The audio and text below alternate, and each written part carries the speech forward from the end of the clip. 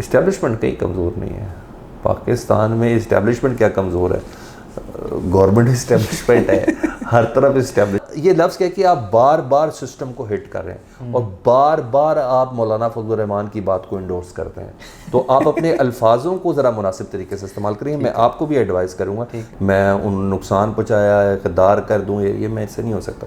नहीं, मैं ये नहीं कहता कि आप गद्दार। I don't need to answer this question. वो एक ही किस्म के बंदे हैं जो जिनको नाई के पास बैठे होते तो अचानक उनको खबर पता चलती, उनका दिल दुखी होता तो वो FIR के। आप एस्टेब्लिशमेंट के अंदर बहुत घुस रहे हैं, आप ये भी ना करें। This is hard for you, क्योंकि अभी आप 4 महीने के बच्चे हो, मेरी 20 साल उम्र हो गई है। जनरल बाजवा के दौर का तो कोई जोड़ ही नहीं है ये। जिस तरीके से उन साहब ने पाकिस्तान के इस पॉलिटिकल स्ट्रक्चर को नुकसान पहुंचाया। सवाल सोचा था आपसे पूछने के लिए, लेकिन वो मुझे मुनासिब ही नहीं लगा पूछना। आपका ये वाला सवाल भी मुनासिब नहीं था, इसको ऑन एयर जाने दीजिएगा। आपका ये वाला ये ऐसे ही जाएगा, पूरा शोक दौर में ये सवाल भी आपका मुनासिब नहीं था। Hello ji, this is Basit Shahbaz and you are watching unplug mic. मुल्क के अंदर मौजूदा सियासी सूरत हाल हो या मंजरनामा बदलने की बातें चल रही हो या इंटरनेशनली अमेरिका और ईरान जो है जंग हो, सीनियर एंकर और एनालिस्ट सलमान हैदर साहब हमारे साथ मौजूद हैं। सलमान भाई, आपका बहुत शुक्रिया, कीमती वक्त आप मसरूफ थे, फिर भी आपने टाइम दिया। थोड़ा सा आपकी जर्नी की अगर बात कर लें सबसे पहले तो इस इंटरव्यू में गालिबन, फिर आगे थोड़ा चलते हैं। जी, मेरी जर्नी अब यह है कि मैंने 2008 से अपने करियर का आगाज़ किया न्यूज़ एंकर से। जी, न्यूज़ एंकर मैंने किया और पाकिस्तान में मैंने मुख्तलिफ चैनल्स के साथ काम किया, जिस पे वक्त न्यूज़, एक्सप्रेस, दुनिया, न्यू, और अब मैं पब्लिक न्यूज़ पे हूँ। और बस अब अल्हम्दुलिल्लाह प्रोग्राम करता हूँ अपना। अच्छा सलमान भाई, थोड़ा सा सियासी मंजरनामे पे अगर थोड़ा सा आएँ, क्योंकि we have short of time, क्योंकि आपने भी जाना है। आजकल एक चीज़ बड़ी सरगर्म है, वो है मौलाना साहब की मुआफ़ी या फिर उनके ऊपर गद्दारी का मुकदमा, जो उन्होंने बात की और जो चीज़ें वगैरह चली हैं। हाउ डू यू एनालाइज के इसको किस तरह लेके आप चलते हैं? मौलाना जो है वो सिचुएशन से भी निकल जाएंगे जैसे पहले निकलते रहे हैं, और ज़रूरत क्या थी उनको ये बात करने की? अच्छा, पहली बात तो ये कि ना मौलाना साहब की स्टेटमेंट अपनी जगह पर अल्फाज का चुनाव और मज़ीद मुनासिब हो सकता है उसके अंदर, लेकिन अगर इसी तरह की गुफ्तगू हो तो ख्वाजा आसिफ साहब बार कह चुके हैं, बिलावल साहब बारहा कह चुके हैं, शहबाज शरीफ साहब भी ये कह चुके हैं। गुजरांवाला की तकरीर तो मेरा ख्याल है सबको ही याद है, मैं उस वक्त उधर था जब मियां नवाज शरीफ साहब वो तकरीर कर रहे थे। ये सब चीज़ें अपने अपने वक्त में कहना है, वही रास्ते, वही कारवां, वही मंजिलें, वही राह गुज़र, पर अपने अपने मकाम पर कभी तुम नहीं कभी हम नहीं। तो मौलाना साहब से माफ़ी का मंगवानी, मौलाना साहब एक नेक्स्ट स्टेप और उसके आगे आ चुके हैं। तो ये सब चीज़ें हैं, मगर देखते हैं ये क्या बनता है। माफ़ी तो नहीं है, अल्फाज का चुनाव ज़रा और मुनासिब हो सकता है। और मेरी नज़र में कोई शक नहीं, क्योंकि फ़िज़िकली पाक फौज का जवान है, अल्लाह उसको ज़िंदगी सेहत और सलामती रखे। मैं और आप भी हों तो मुझे तो किसी पैसे की ज़रूरत नहीं है पाकिस्तान के लिए अपनी जान देने के लिए, and I am very much ready for it, very much ready for it. हमें बचपन में से आज तक हमें क्या सिखाया गया है? पेट्रोटिज़म ही सिखाया गया, बुलवतनी सिखाई गई है। ये किसी एक बंदे की मिरास तो नहीं है, ये मेरे पास भी उतनी है, आपके पास भी उतनी है। हाँ, आपका हथियार हाथों में नहीं थामा हुआ, आपने अपनी ज़ुबान क्या तो थामा, उस पर आपकी ज़िम्मेदारी है कि पाकिस्तान के तशख़्ख़ुस को, पाकिस्तान की इज़्ज़त को कैसे लेके चलना है। पाकिस्तान की दीगर काफ़ी हदूद है जिस पे आपने उसको तहफ़्फ़ुज़ करना है। तो मेरा ख्याल है हम सब पाकिस्तान के लिए किसी ना किसी सेक्रीफाइस की जान देने के लिए भी बिल्कुल तैयार। सलमान भाई, अगर मैं सिर्फ उनके बयान के ऊपर एक छोटी सी चीज़ अगर आपसे जानना चाहूँ कि उन्होंने बात की कि हमें ये मत बताओ कि तुम जो है बॉर्डर पे हिफाजत कर, तो फिर तुम्हें सियासत में आने का कोई हक नहीं। बेसिकली उन्होंने पॉइंट आउट किया, तो मुझे लगता है कि शायद हम उस फ्रेज से हट गए कि उनका मेन मकसद ये था कि इंटरवेंशन है सियासत के अंदर, वो मुदाखलत जो है वो नहीं होनी चाहिए। और एक पॉइंट के ऊपर जिस तरह उन पर गद्दारी के मुकदमे दर्ज होने, कल भी में पढ़ा था, कोई एक आधा सेशन कोर्ट में भी दर्ज हुआ, बट वो एक ही किस्म के बंदे हैं जो जिनको नाई के पास बैठे होते तो अचानक उनको खबर पता चलती, उनका दिल दुखी होता तो वो FIR के लिए चले जाते हैं। ये गद्दारी कौन कहेगा? पाकिस्तान में सारे मुहिब्बुल वतन है, जो शख्स है इधर सारे मुहिब्बुल वतन है, इसमें कोई नहीं है। वो कह रहा हूँ, फिर हर एक अपना क्राइटेरिया मुख्तलिफ है। और दूसरी बात ये कि मैं नहीं समझता कि मौलाना साहब ने पाक फौज से मुतल्लिक़ ये बात की है। हाँ, कुछ माजी में हमारी पूरी तारीख गुजरी हुई है जर्नलों के सियासत के अंदर आने के हवाले से, तो उन्होंने उसके साथ ज़रा मुत्तसिल किया है। वो इस्टेब्लिशमेंट के किरदार को अब किसी तरीके से भी जाके उसके साथ नत्थी कर लें। तो मौलाना साहब की वो जो बात है, हाँ ये है कि मौलाना साहब को कौन से थ्रेट फील हुए या मौलाना साहब को किसने क्या करवट बैठेगा, अगर मैं जानना चाहूँ। बैठ गया करवट, बस खत्म हो गई बात। गुफ्तन नशिस्तन बर्खास्तन 2-3 दिन बाद इसमें क्या मसला है। अब तो nothing any new for me in Pakistan, her cheese I am just prepare for everything. तो मौलाना साहब को कौन छेड़ेगा यार, हद कैसी बात कर रहे हैं। अच्छा, ये मुझे मज़ा आता है जब सारे ना डिफेंड करते, एक घंटा दे दिया जाता है, एक वजीर ने आके बात करनी है इतनी देर, मौलाना साहब इतना जज्बा यार, खुदा का वास्ता है, मैं पाकिस्तान आज इधर क्यों है भाई, अगर इतना ही जज्बा है आपका पाकिस्तान के लिए क्यों है ऐसा, क्या है। तो कुछ भी नहीं, मौलाना साहब वेरी गुड भाई, तो यही मौलाना साहब है ना जो अभी कश्मीर में पीपल्स पार्टी के साथ इत्तेहादी है। बिलावल भुट्टो साहब ने कॉल किया अभी 2 दिन पहले, उनसे बात हुई है। जी बिलावल भुट्टो साहब की, मौलाना साहब को कहा ना, बिलावल साहब को जरा नाम लेके बताया, मौलाना फजल रहमान साहब आपको माफी ना मांगी तो आपको पार्लियामेंट में, यही जुमले हैं ना किसी माजी में। बिल्कुल देखो जरा इस तरह के जुमले जरा बोल के दिखाए तो पता चले मौलाना साहब का। मौलाना साहब, हाँ वो मौलाना साहब को भी एक्सक्लेट नहीं करेंगे, सवाल ही पैदा नहीं होता। अच्छा, अगर मैं थोड़ा सा आपसे जानना चाहूँ, आप हमारे सीनियर हैं बहुत बड़े, अक्सर हम आपको वीलॉग सुनते हैं, आपकी चीज़ें वगैरह देखते हैं, प्रोग्राम्स देखते हैं। इमरान खान की सियासत कहाँ देख रहे हैं आप इस वक्त ख़त्म? 2 चीज़ें हैं, कुछ इमरान खान से 3-4 चीज़ें तो मैं रिलेट करके आपसे पूछना चाह रहा हूँ, लेकिन पहले तो ये कि इमरान खान की सियासत डन एंड डस्टेड, ख़त्म? नहीं, इमरान खान की सियासत तो जारी है और जारी रहेगी। लेकिन इमरान भी सॉरी सलमान भी, उसका फिजिकल नज़र आना ज़रूरी नहीं है ना। मैं आपको अच्छा मैं आपको बता दूँ, आप NCCI ले आए सोशल मीडिया के लिए, आप पीका एक्ट ले आए दूसरी चीज़ों के लिए, दीगर कई स्पेशल कोर्ट्स बन चुकी हैं, तो उसका क्या मतलब है? पाकिस्तान से प्रॉब्लम्स ख़त्म हो गई हैं, पाकिस्तान के इश्यूज़ ख़त्म हो गए हैं, वो तो सब अपनी जगह पर स्टैंड कर रहे हैं। तो जिस तरीके से इमरान खान साहब अंदर, जब तक वो डिस्कस हो रहे हैं, डिस्कस कहाँ नहीं हो रहे, मेन स्ट्रीम मीडिया पे नहीं हो रहे, डिस्कस कहाँ नहीं हो रहे, उन सर्टन प्लेटफॉर्म से नहीं हो रहे, तो आंखें बंद करने से रोशनी तो नहीं ख़त्म हो गई। इसी तरह इमरान खान साहब हों या कोई भी माजी में ऐसी हमने हरकत व सकरात बहुत से लोगों के लिए की। मुझे लग रहा है नवाज शरीफ साहब भी ख़त्म है, डन एंड डस्टेड। नहीं कुछ नहीं, कुछ भी नहीं। नवाज शरीफ साहब ही के ऊपर तो पूरी मुस्लिम लीग नून खड़ी है। कुछ नहीं तो गिलगित बल्तिस्तान में 2 तकरीरें तो करवाई हैं, अभी 2 दिन बाद कश्मीर में भी करवाएंगे, तो सही ना। है क्या नून लीग के बाद नवाज शरीफ साहब के अलावा? है ही कुछ नहीं। इसी तरह पीपल्स पार्टी भुट्टो का खा रही है, तो ये तब सब चीज़ें तो ये चल रही हैं। मैं जब थोड़ा सा पढ़ता हूँ या माजी में देखता हूँ, खैर बख्श मरी साहब थे, बलूचिस्तान के एक सीनियर लीडर थे, उन्होंने कहा कि यार जब मैं वापस आया ना तो लोगों ने बड़ा इस्तकबाल किया, अफगानिस्तान से वापस आया तो मुझे ये लगा कि यार ये शख्सियत परस्ती की तरफ लोग जा रहे हैं, कोज़ मर जाता है, जो कोज़ है, जो एजेंडा है वो ज़िंदा रहना चाहिए, शख्सियत बेशक ख़त्म हो जाए। मैं इस पॉइंट ऑफ व्यू से बात परस्ती की ना बहुत सी मिसालें हैं पाकिस्तान में।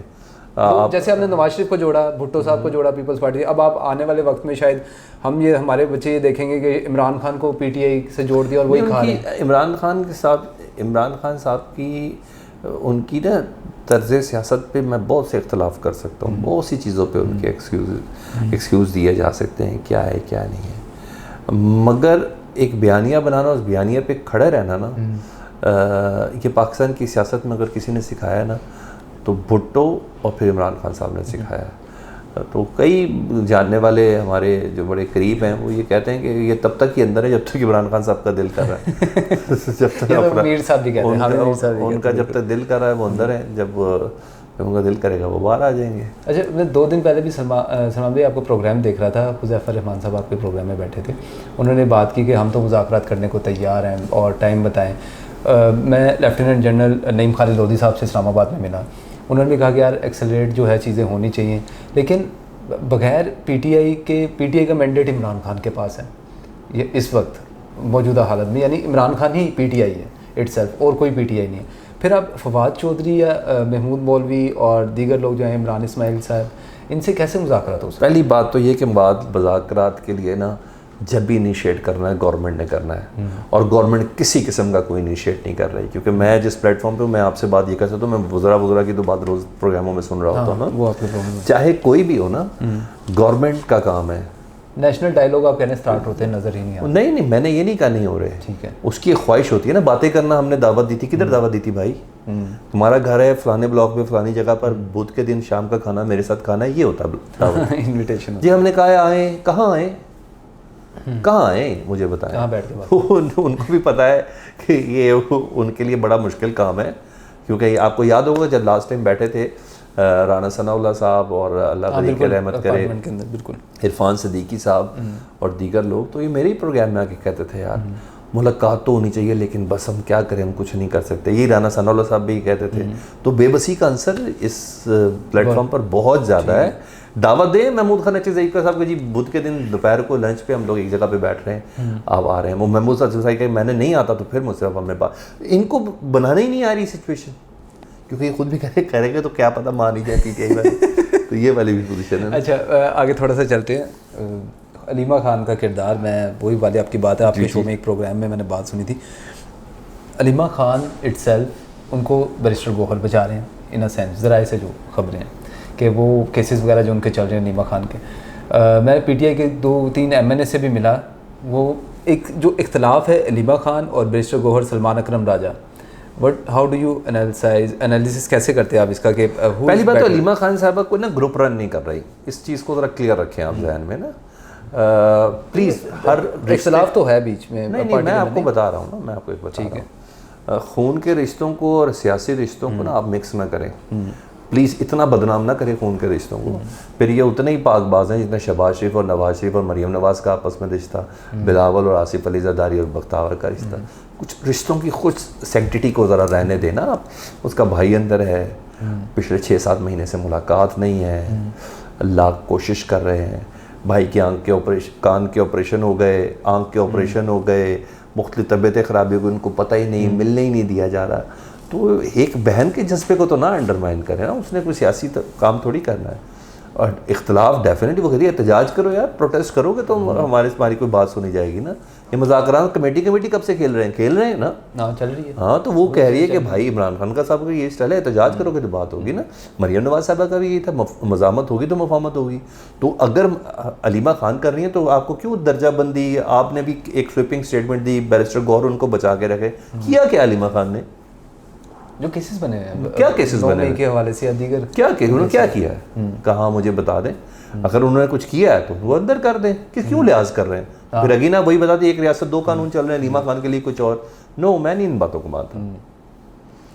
अलीमा खान वही करी है जो एक बहन को एक भाई के लिए करना चाहिए, उनकी बाकी बहनें भी वही करेंगी। बहनों को, आपकी बहन भी हो, आपके साथ मामला तो वो इसी तरह ही करेंगी। वो नहीं देखेंगी कि कौन ग्रुप है, कौन सियासत है, कौन पोलिटिसाइजेशन। कितना इंतजार करें यार। तो एक बहन भाई के रिलेशन को प्लीज़ वो ना करें। ठीक है।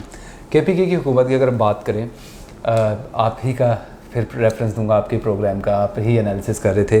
अब्दुल गनी जो KPK के अंदर पार्लियामेंटेरियन है, उन्होंने कुछ इख्तलाफात और पोस्ट वगैरह जो की, आपने भी वो चलाई अपने प्रोग्राम के अंदर आज से 2 से 3 दिन पहले। ठीक है। What your analysis, what your take on the यार, मैं इसको बड़ा मुस्बत लेता हूँ। अली डार से मुतालिक कैसे? सलमान भाई, मैं वो बात नहीं कर रहा, मैं ये बात कर रहा हूँ इससे पहले अली मीन गंडापुर थे, और ये कहा जाता है कि उनकी कोशिशें ज़्यादा बेहतर थी सुहेल अफरीदी से, उनको हटा के सुहेल अफरीदी को लगा दिया गया।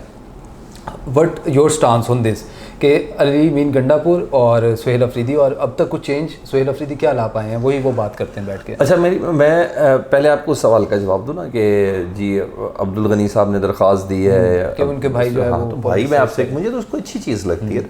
यही सियासत है, यही जमहूरियत है कि पार्टी PTI में कम से कम इस बात की इजाज़त है कि वो आवाज़ बुलंद करके बता रहे हैं। ये है, मैं बता रहा हूँ, अगर जो सपोज पंजाब में अली डार साहब इस तरह कुछ करते हैं, क्या ये खबर आ सकती है? प्लीज़ आपसे रिक्वेस्ट है, प्लीज़ यार, अब मैं आपसे सवाल करता, नहीं आ सकती, नहीं आ सकती, मुझे पता। वो कह सकते हैं ये बात कि भाई मुझे इख्तलाफ हो गया कि फलाना बंदा ये कर रहा है। नहीं, ऐसा नहीं है। इसी तरह शाह साहब है जो सिंध में, वो आप मेरे से पूछ रहे थे, मैं जवाब देता हूँ। इसकी एग्जांपल आपके पास मिफ्ता इस्माइल साहब हैं, शाहिद हकान अब्बासी साहब, पार्टी में नहीं है ना, किया उन्होंने, पार्टी छोड़ दी, पार्टी में नहीं है ना, पार्टी में। ख्वाजा साद रफीक साहब हैं, ये लोग वही हैं जो चुप करके या फिर साइड पे हो गए या फिर चुप करके। नहीं, ख्वाजा साद रफीक साहब ये सारे किसी न किसी तरीके से बेनिफिशरी हैं सिस्टम के। खैर वो हमारी का अलग बहस हो जाएगी ना। तो आप बता रहे थे अली मीन गंडापुर, या वो अली मीन गंडापुर साहब ना वो काफ़ी डिप्लोमेटिकली चल रहे थे, और उनके चलने से कोई ना कोई रास्ता निकल भी आता। हाँ, as compare to Sohail Afridi, इश्क इमरान, एक थर्स्ट क्रिएट की उन्होंने सिंध के अंदर, फिर पंजाब में इम्पैक्ट क्रिएट किया, KPK में किया, उसके बाद बस खामोशी। अब नहीं, खामोशी नहीं है। अब जो करेंगे महमूद खान नक्ते से ही करेंगे, अब जो करेंगे लामा राजा नासिर अब्बास करेंगे। तो भाई आपने लोगों को इतना मोबिलाइज क्यों किया?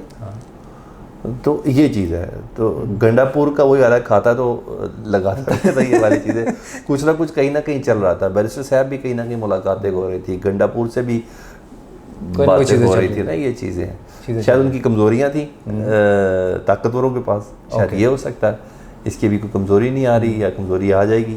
तो मेरे ख्याल में most diplomatically Ali mean Gandapur चल रहे थे।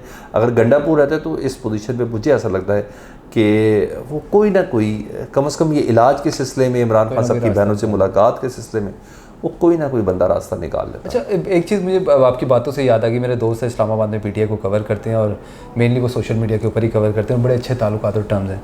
उन्होंने मुझे एक बात की, उनका कि मेरा टाइम नहीं बना, शौकत बसरा साहब के साथ पॉडकास्ट था, उन्होंने कहा यार इनसे एक सवाल पूछिएगा कि गालिबन इनको अलीमा बाजी को इजाज़त मिल गई थी एक पर्सन के साथ, इमरान खान के साथ रहने की, उधर जब उनके आँख का मसला हुआ था, लेकिन वो बाज़िद थी कि पूरा ख़ानदान रहेगा।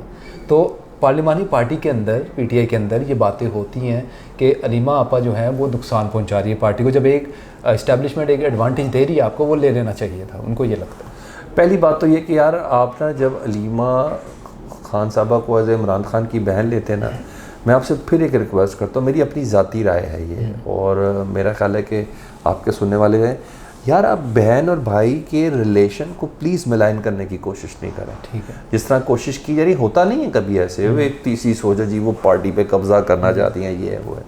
क्यों पहली बताइए इजाज़त मिल गई एक बंदे के साथ जाके मिलने, क्यों भाई? जब नवाज शरीफ सर्विस हॉस्पिटल में थे तो मरियम नवाज साहबा जेल से आती थी मिलने के लिए। नवाज शरीफ साहब तो कैदी थे, मरियम नवाज साहबा हिरासत में थी ना। ये सब मेरे सामने एग्जांपल्स हैं ना जो, तो ये सब हुआ है हमारे माजी में। उसको मैं और आप फिर उधर से ही नवाज शरीफ साहब फिर वो प्लेटलेट्स वाला मामला और फिर हो गए ना, तो मेरे सामने ये चीज़ें, ये लफ्ज़ क्या कि आप बार बार सिस्टम को हिट कर रहे हैं और बार बार आप मौलाना फजलुर रहमान की बात को इंडोर्स करते हैं। तो आप अपने अल्फाजों को ज़रा मुनासिब तरीके से इस्तेमाल करें। मैं आपको भी एडवाइस करूँगा कि जी उन्हें इजाज़त मिल गई थी, उन्होंने कहा ख़ानदान के साथ कुछ नहीं इजाज़त देनी थी, फिर मौलाना फजलुर रहमान साहब वाली बात आ जाएगी बीच में। तो इन चीज़ों को कहते हुए ना, उसका राइट है यार मंगल और जुमरात मुलाकात करनी है, वो एक राइट है। आप उनसे ये डिसाइड कर लें भाई पॉलिटिकल स्टेटमेंट आप ना देंगे, ट्विटर पे नहीं एक्टिव होंगे, इमरान खान का मैसेज ना आए, वो एक अलग से चीज़ें हैं। हालांकि माजी में ये मिसालें भी अपनी जगह पर वो मौजूद रही हैं, ठीक है, तो वो एक अलग है। मगर आप राइट में थोड़ी सी मुलाकात की इजाज़त मिल गई, ना करो यार। कोई भी है, ज़ैद बकर कोई भी है, कह दी उसको इजाज़त है यार। हमने कुलभूषण के लिए उसके माँ बाप को इंडिया से बुलवा लिया, तो बिल्कुल ऐसी ये चीज़ें आपकी माजी में बिल्कुल ऐसे। थोड़ा सा अगर मैं आगे चलूँ मौजूदा निज़ाम के अंदर या जिस तरह चीज़ें चल रही हैं, अगर आप कश्मीर एक्शन कमेटी की मिसाल ले लें, बलूचिस्तान के अंदर कलदम कश्मीर एक्शन कमेटी, ठीक है, कलदम वो प्लीज़ आपको यही गवर्नमेंट कहती है, बिल्कुल आप सरकार कहते हैं, हम सरकार की, सरकार नहीं कहते, ये डिस्क्लेयर हो गया ना, ठीक है, हाँ ठीक है, कलदम करार दी गई तो आपको ज़िंदगी भर कलदम ही बोलना है। ठीक है। कलदम कश्मीर एक्शन कमेटी के अलावा बलूचिस्तान की PTM हो, उसके अलावा मंजूर पश्तीन के अलावा महारंग हो, जितनी भी तहरीकें हों, उसके अंदर इस्टेब्लिशमेंट का कहीं ना कहीं होल्ड कमज़ोर होता नज़र आ रहा है आपको इस मुल्क में? नहीं, मुझे कहीं नहीं कमज़ोर होता हुआ नज़र आ रहा, लेकिन जब हम इस्टेब्लिशमेंट बहुत तगड़े तरीके से, ताकत के तरीके से वो कर रही है। हालांकि चीज़ों को कुछ जगहों पर पॉलिटिकली भी देखा जा सकता था, शायद उन्होंने मार्जिन दिया भी हो, लेकिन इस्टेब्लिशमेंट कहीं कमज़ोर नहीं है। पाकिस्तान में इस्टेब्लिशमेंट क्या कमज़ोर है, गवर्नमेंट इस्टेब्लिशमेंट है, हर तरफ इस्टेब्लिशमेंट है, किसकी बात कर रहे हैं? मैंने एक सवाल सोचा था आपसे पूछने के लिए, लेकिन वो मुझे मुनासिब ही नहीं लगा पूछना। आपका ये वाला सवाल भी मुनासिब नहीं था, इसको ऑन एयर जाने दीजिएगा। आपका ये वाला ये ऐसे ही जाएगा, पूरा अशोक दौर में ये सवाल भी आपका मुनासिब नहीं था। ये किस तरह मुनासिब नहीं? जी, मैं आपने कहा कि इस्टेब्लिशमेंट कमज़ोर नहीं हो सकती इस्टेब्लिशमेंट। उसकी वजह क्या है? अगर मैं मीडिया स्टूडेंट आपसे पूछना, उसकी वजह ये है कि इस वक्त हर चीज़ को होल्ड है ना, तो पहले भी था हर चीज़ ना हो। वो आप तो प्रॉपर मिनिस्ट्रीज में चले गए ना। मुझे ये बता दें कहाँ है अलीम खान साहब की जमात जो इस वक्त इमरान खान के दौर में, उससे पहले भी था। नहीं, आप तो मार्शल लॉ में भी था। मैं कह रहा हूँ मार्शल लॉ कुछ और चीज़ है ना, ठीक है, आप ये मार्शल लॉ डिक्लेयर नहीं करते, डिक्लेयर नहीं है, हाँ ठीक है। मुझे चले फॉर एग्जांपल, आपका वज़ीर दाखिला किस पार्टी से? अच्छा, फॉर एग्जांपल आपके वज़ीर ख़जाना किस पार्टी से? मैं इस तरह की कई मिसालें दे सकता हूँ और इसमें बहुत कुछ है, एक लंबी तफसील है। तो कुछ चीज़ों को ताकत के से ज़्यादा चीज़ों को मतलब पॉलिटिकल तरीके से भी देखा जा सकता है। इस तरह कर लें कि इस मुल्क में सियासी जमातें इररेलेवेंट हो गई, ताकत का महवर बदल गया ना, सिंगल पर्सन के पास, सिंगल इदारे के पास। हाँ नहीं, मैं इदारे की बात नहीं करता, मैं चंद अफराद की बात कर सकता हूँ। ठीक है, इदारे की बात मैं बिल्कुल नहीं कर सकता। उनको चंद अफराद को ये लगता है कि वो ज़्यादा बखूबी तौर पर पाकिस्तान को चला सकते हैं और सियासतदानों को चला सकते हैं, तो ठीक है। इररेलेवेंट सियासतदान नहीं हुए, सियासतदानों ने अपने आप को इररेलेवेंट कर दिया। जब जी हजूर कमज़ोरियों की इतनी बड़ी बड़ी फाइलें आपके पास हों, ऑडियो वीडियो आपके पास हों, तो फिर आप क्या करेंगे। लेकिन माजी में भी हमने देखा बड़े बड़े सियासी नाम आज भी जिंदा, जैसे आपने इससे पहले भी थोड़ी देर पहले मिसाल दी कि वो भुट्टो का बैठ के खा रहे हैं या नवाज शरीफ का बैठ के अभी तक खा रहे हैं, तो सियासतदान कहीं ना कहीं इररेलेवेंट होता नहीं है। But your take on this? नहीं, बट मुझे ये बता देना आप कि हर चीज़ का एक आफ्टर इफेक्ट है। मैंने तो वो कहते हैं ना, वक्त का पहिया लंघ गया, ये वक्त भी उधर जाना, ये वक्त भी ऐसा नहीं रहना, वो वाला वक्त नहीं रहा तो ये वाला भी नहीं रहना। अच्छा, दो अदवार आपने बड़े देखे, अगर मैं बड़ी कंसाइसली पूछना चाहूँ, जनरल बाजवा और अब आसिम मुनीर का चल रहा है, who is better? General Bajwa के दौर का तो कोई जोड़ ही नहीं है ये। जिस तरीके से उन साहब ने पाकिस्तान के इस पॉलिटिकल स्ट्रक्चर को नुकसान पहुंचाया, जिस तरीके से, और मैं आई जी प्लीज़, पॉलिटिकल स्ट्रक्चर को आप ये बात करें नुकसान पहुंचाया, तो वो लेके भी किसको आए थे? तो मैं वही तो कह रहा हूँ, सियासतदानों ने अपने आप को खुद कमज़ोर किया ना, सियासतदानों ने खुद कमज़ोर किया। जब आप ये कह रहे हैं, मौलाना साहब खुद बात मान चुके हैं, बिलावल साहब खुद मान चुके हैं कि भाई हमें मीटिंग के लिए वो बुलाते थे कि भाई बस इनफ हो गया, अब ये कर लो तो हम ये करते हैं, अब ये करो तो ये कर लो, जान छुड़ा दें हमें इस वाले रजीम से, इमरान खान वाले रजीम से। तो उससे पहले भी तो सारे यही करते हैं। इमरान खान साहब से भी मुतल्लिक ये है कि वो भी, उनसे भी किसी ने मीटिंग की होगी, और उससे पहले नवाज शरीफ साहब से भी किसी ने मीटिंग की होगी, उससे पहले जरदारी साहब से भी किसी ने मीटिंग की होगी। सो चलता ही। तो यार जब मैं बिकना चाहता हूँ तो कोई ख़रीदना चाह रहा है ना, अब ख़रीदार को क्यों लगा रहे हैं, इल्ज़ाम लगा रहे हैं। तो सबसे पहले सियासतदानों को अपने ग़रीबान में झांकना है कि क्या करना है। मौका था मगर उन्होंने गंवा दिया। अच्छा, मैं बड़ी लाइटली दो चीज़ें और डिस्कस कर लूँ इसी के अंदर। कहा यह जाता है कि बैरिस्टर गौहर को बड़ा पसंद किया जाता है आपकी इस्टेब्लिशमेंट की तरफ से, और दूसरा शाहजेब खान सादा साहब के शो का रेफरेंस आपको दे रहा हूँ, जिसमें मुनीफ फारूक साहब ने ये बात की थी कि पहले 1 साल के अंदर इस्टेब्लिशमेंट ने कह दिया था कि इमरान खान एक नाहल और वो परफॉर्म करने वाला आदमी है। आपने भी सुना होगा। दोनों चीज़ों के ऊपर आपका टेक क्या? कौन है मुनीफ फारूक? सेम चीज़ मेरे ख्याल से ये हामिद खान कौन है? मैंने तो डीजी साहब से भी पूछ लिया था, मैंने कहा तर्जुमान आप हैं कि मुनीफ फारूक साहब हैं? उन्होंने कहा जो कहते हैं कहते रहने दें। तो मैं मुनीफ फारूक साहब की जो गुफ्तगू है ना, वो समझे जाते हैं कि सहाफ़त के अंदर जो मर्जी समझे, जो मर्जी। मैंने बात आपसे बताई, मैंने ये बात DGISPR से भी पूछ ली थी। उन्होंने कहा था यार उन्हें जो कहने थे, जो मैं कह रहा हूँ वो ठीक है, जब DGISPR ये बात कहेंगे तो मैं तब बात मानूंगा। ठीक है, मुनीफ फारूक साहब को मैं इधर कोट नहीं करता। हाँ, उनको खबरें कैसे स्लिप होती हैं तो वो कहते हैं, उनको जितनी ज़्यादा है वो उसको कोट कर देते हैं। आपको आती है? ठीक है, जो कुछ भी है आपको आती है? यार मेरे पास इसके अलावा बड़े काम है ठीक है, बहुत ज़्यादा काम है मेरे पास। अब आप मुझे व्हाट्सएप मैसेज करें तो मैं आपको 2 दिन बाद जवाब दूंगा। ऐसे ही होता है। हाँ, वो मेरे साथ हो चुका है, ये चीज़ हो चुकी है। तो मेरे पास और बहुत काम है करने के लिए, तो मैं अब उधर लगूंगा ना, वो कहना बना है शाह का मसाया फिर है इतरा, वरना शहर में गालिब की आबरू क्या है। मेरी आबरू बची हुई काफ़ी है। लास्टली एक चीज़ मैं पूछना चाहूँगा, इमरान रियाज खान, मोहित पीरज़ादा, साबिर शाकिर, जो लोग इस वक्त बाहर बैठे हैं, डू यू थिंक कि उन्होंने ज़्यादा नुकसान पहुँचाया या उनका नैरेटिव? अब देखें ना, एक चीज़ मैं बता देता हूँ आपको, जैसे सैयद मुजम्मिल साहब बात करते हैं अक्सर कि यार आज इमरान खान बाहर आया, या राना अजीम साहब जैसे जो चीज़ बेचते हैं, जिसको हम आम लफ्ज़ों में हमारी लैंग्वेज में कहा जाता है इंटरनेट के ऊपर, आपको लगता है इन लोगों ने ज़्यादा नुकसान पहुंचाया इमरान खान को, या जो चीज़ें वो जिस तरह डील करते हैं अपने सोशल मीडिया के ऊपर, वो ज़्यादा PTI को नुकसान पहुंचा रही हैं? आखिरी में आपका, मैं इस पर कमेंट नहीं करना चाहता, कोई और क्वेश्चन करें। आपका कोई टेक नहीं है? मेरा हल्का अहबाब है, मेरी बरादरी है, मैं क्या ऐसे बात कर सकता हूँ। ठीक है, उनका प्रोस्पेक्टिव दूसरा है, मेरा प्रोस्पेक्टिव दूसरा है। मैं उन नुकसान पहुँचाया है, गद्दार कर दूँ, ये मैं इससे नहीं हो सकता। नहीं, मैं ये नहीं कहता कि आप गद्दार हैं। I don't need to answer चलिए, दिस ठीक है, क्वेश्चन प्लीज। ये आपका मसला है। लास्ट और ये मैं वैसे भी आपसे रिक्वेस्ट करूंगा, अभी ये वाले क्वेश्चन ना करें। ठीक है, ये किसी से भी आप ये क्वेश्चन ना करें। ठीक है। आप इस्टेब्लिशमेंट के अंदर बहुत घुस रहे हैं, आप ये भी ना करें। This is hard for you, ठीक क्योंकि अभी आप 4 महीने के बच्चे हो, मेरी 20 साल उम्र हो गई है हाँ, ये काम तो, करते हुए ना। वो गुजरा। आप ये इतना आपने नहीं बीच में जाना। ठीक है। हाँ, वो अच्छा, ये मैं लास्टली मैं पूछना चाहूँगा, रेहान तारिक साहब का केस को डिस्कस करना चाहूँगा आपसे, जिसके ऊपर बहुत सुलमा कराम के अभी आपके ऊपर देख रहे हैं, आप फतवे भी आगे होंगे, आपका टेक क्या है उसके ऊपर? यार मैंने रेहान तारिक साहब से मुतल्लिक अल्लामा जवाद नकवी साहब मैं के क्या साथ बोलूँ, मैं उनके साथ था, जवाद नकवी साहब के साथ। मैंने उनसे बात खुद भी हाँ, पूछी। बल्कि ईरान गए हुए थे। जी, पिछले दिनों में साथ एयरपोर्ट में थे, इस्लामाबाद के। वहीं थे। रेहान तारिक साहब का बचपना कहें, अच्छा, इमेच्योरिटी कहें, उनका बेवकूफ़ानापन कहें, उनको वो सवाल बनता उनको है। ये सवाल करना ही नहीं चाहिए था। यस, मेरा भी ये स्टांस है। उनको या तो बीइंग एंकर फीडर ले लेना चाहिए, या ये बात नहीं करनी चाहिए। ठीक है, चाहे इसकी तारीख क्या कह रही है, क्या नहीं कह रही है, वो तो जवाब तो हर क्वेश्चन पुट करने वाला नहीं होता बासित। ठीक है, और जिसका जवाब उनको भी पता है कि मुझे क्या आना है। नहीं, मैं शर फैलाने के लिए एंकर नहीं बना। ठीक है, ये आप ध्यान में रखिए। ठीक है। मैं शर फैलाने के लिए एंकर नहीं बना। परवरदिगार ने अगर मुझे ये इज़्ज़त दी है या जिस चीज़ से भी नवाजा है ना, तो परवरदिगार ने मेरे से कोई ड्यूटी लेनी है और मुझे उस ड्यूटी को परफॉर्म करना है ऐसा तरीके से।